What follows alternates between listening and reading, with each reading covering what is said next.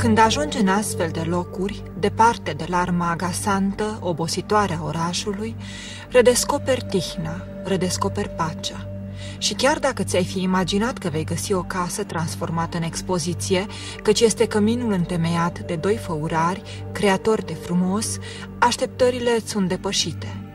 Felul în care sunt orânduite picturile Paulei Tudor și sculpturile lui Tudor Manciulea e semn că fiecare contemplă perfecțiunea divină și tinde să o întruchipeze într-un mod propriu.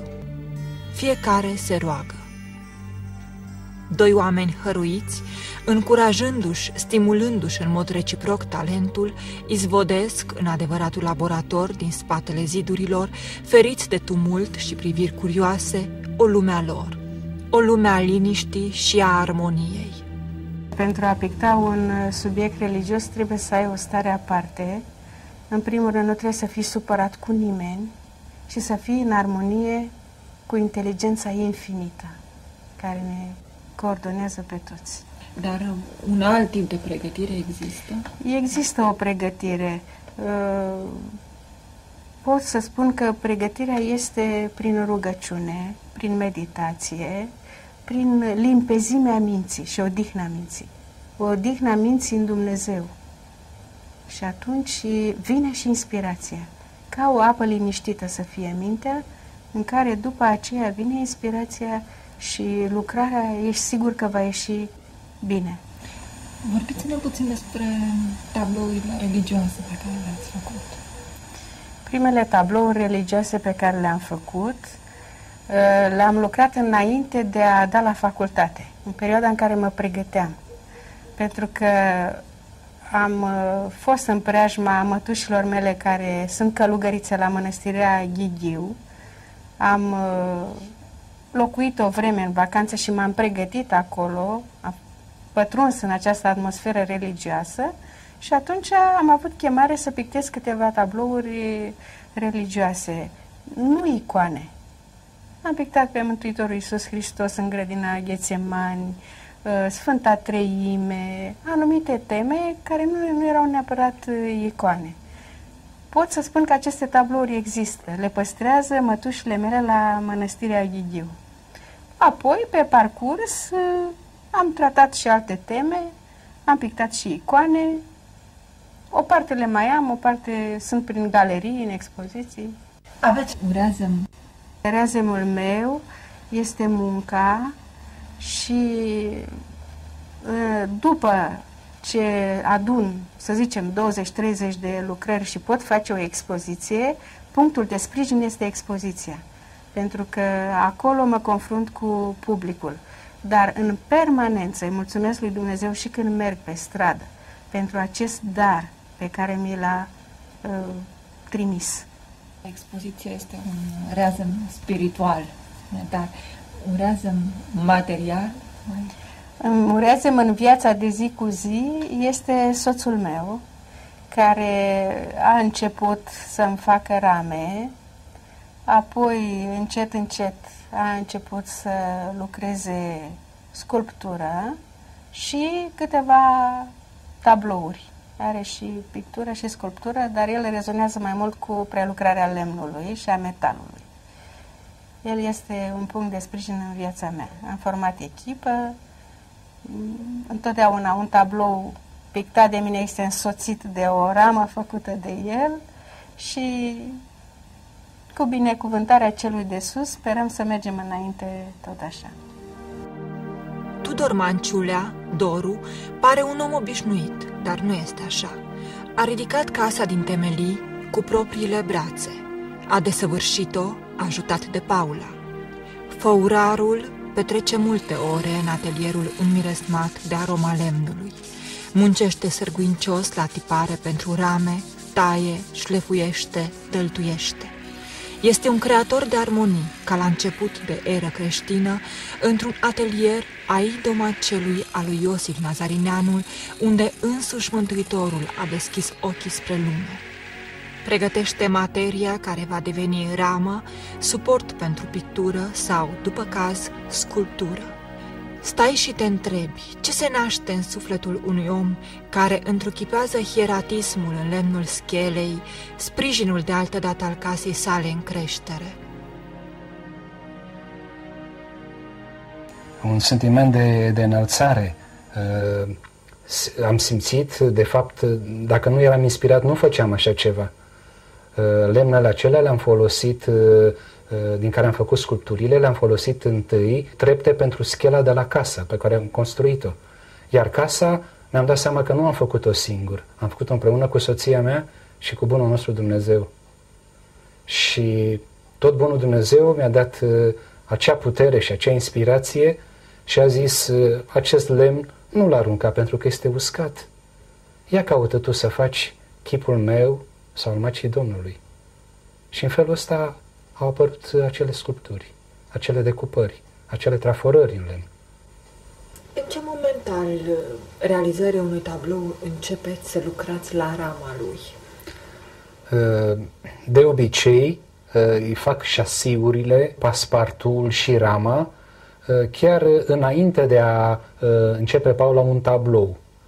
Avem niște dimensiuni standard pe care cât de cât le respectăm pentru peisaj, pentru portret, pentru natură statică, pe care le-am stabilit de comun acord și în funcție de lemn îi dau o anumită formă. Care material vă este mai aproape de suflet? Lemnul de brad în special, datorită mirosului și datorită frumuseții desenului, a fibrelor. Chiar pot să spun că mi este un prieten. Parcă cer voie înainte de a-l prelucra să pot să-l tai, să pot să-l șlefuiesc, să pot să-l modelez așa cum consider eu. Chiar când ascult dălțile mă gândesc că parcă totuși fac un rău. Dar caut într-adevăr să-i găsesc ceea ce consider eu că de fapt natura este perfectă. Dar totuși simt nevoia să lucrez și atunci înlătur ceea ce consider eu că trebuie înlăturat. Sculpturile lui Tudor Manciulea, făurite cu sfiiciune, transmit smerenia omului ce nu se încumetă să definească trăsăturile persoanelor hieratice. În conturul lipsit de materie se întrezăresc premisele unei teologii subtile. Spațiul nu este gol, căci, cum spune Scriptura, Duhul lui Dumnezeu umple lumea. O viziune pneumatologică întruchipată în carnea lemnului, un trup tainic ce iradiază în chip nevăzut și te îndeamnă să gândești dincolo de obiectul de artă.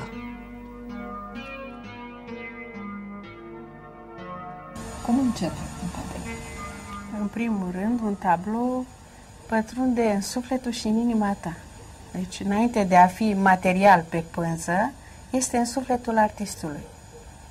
Semnalul trebuie să fie foarte puternic ca să poți să demarezi să faci o lucrare.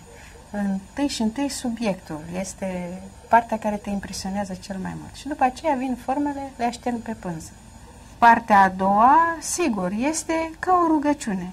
Este o comunicare continuă cu divinitatea. Și pentru tablourile religioase, de unde vă extrageți inspirația?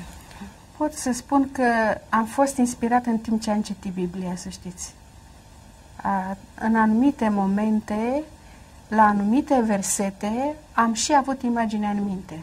De exemplu, când am întâlnit versetele în care Mântuitorul spune: eu sunt pâinea vie care s-a pogorât din cer. Dacă cine va gusta din pâinea aceasta, va trăi în veci. Imediat am avut în minte pe Mântuitorul cu câteva spice de grâu în mână și cu mâna cealaltă cum binecuvântează. Practic, inspirația este permanentă. Da, este permanentă. Tot timpul. Da, a sugerat foarte bine. Chiar și când merg pe stradă, pot să am un subiect și să mă inspire, pe care, bineînțeles, l-am stocat undeva și când este momentul potrivit, îl concretizez. Unele teme chiar le-ați reluat. Da, unele teme le-am reluat, cum este credință și lumină sau ispita. Pentru că lucrările mi-au plăcut foarte mult, atunci am reluat aceste teme. A doua interpretare poate să iasă chiar îmbogățită, din punct de vedere spiritual mai ales. Am o lucrare la Londra, credință și lumină, care reprezintă coridorul de la o mănăstire, care se termină cu o fereastră către o lumină. Nu ai prea des ocazia de a fi martor la o asemenea reciprocitate. O pictură a Paulei va fi încadrată de cea mai potrivită ramă a lui Doru. O sculptură, traforare sau prelucrare a lui Doru așteaptă haina de culoare în care o va îmbrăca Paula. Serează-mă unul pe altul, depășindu-și orgoliile și, umăr lângă umăr, străbat împreună un drum frumos. Își descoperă intenția de a revela misterul existenței, de a cunoaște lumea în înfățișările sale cele mai diverse. Dificultățile îi apropie și mai mult și privesc înainte, convinși că răul din lume, dihonia dintre oameni, pălesc sub binele presărat de sus. Te fac părtaș la neliniștile căutării adevărului, binelui, frumosului, te convoacă să cuprinzi cu inima, cu mintea, cu întreaga ființă, imensitatea lumii de aici și de dincolo. Aveți niște sculpturi deosebite. Vă referiți la sculpturile cu temă religioasă. Exact. Nu pot să spun că fac sculpturi în mod continuu. Eu sunt un tip liber. Dacă simt nevoia și am inspirația să fac o sculptură cu temă religioasă, fac. Nu-mi propun o anumită temă, în funcție de materiale pe care le găsesc. Mergând prin pădure, pe stradă, văd un lemn sau o piatră care îmi dă un imbold. Parcă îmi spune, ia-mă în atelierul tău și fă ceva cu mine. Și așa apar, așa se nasc sculpturile. L-am lăsat pe artistul făurar în mijlocul întrebărilor și căutărilor sale.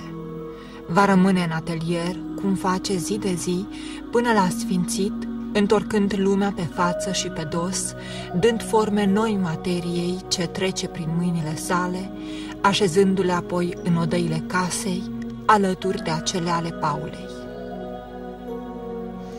Iar Paula are un har ce nu mai e al ei. Îi poți recunoaște ușor pictura dintre altele. Tușa sa poartă amprenta unei sensibilități aparte. Liniile fine cochetează cu imaterialul. Trasează contururi luminoase, culoarea creează armonii desăvârșite. O sumă de atribute ce dau tablourilor sale seninătate, calm, căldură.